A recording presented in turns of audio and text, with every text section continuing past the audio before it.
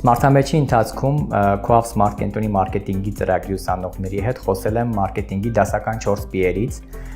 որոնք են անգլերեն ասված Product Price Placement Promotion, 1P Promotion-ի կամ հայերեն ասած առաջխաղացման մասին, գովազդի մասին, գովազդների մշակման ստրատեգիայի եւ բրենդինգի մասին։ Իրական շատ հետաքրքիր էր ինքնին թե բովանդակային առումով, թե ուսանողների հետաքրքրվածության առումով, նաեւ այն իմաստով, որ փաստորեն սա առաջին փորձն էր, երբ Smartամեջի հյուրը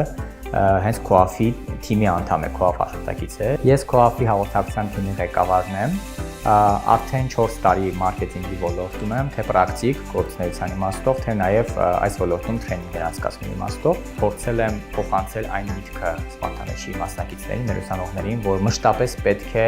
իրենց տան ինչու հարցը։ Դա կարևոր է թե մարքեթինգում եւ թե առհասարակ կյանքում ունենալ պատասխաններ ինչուի։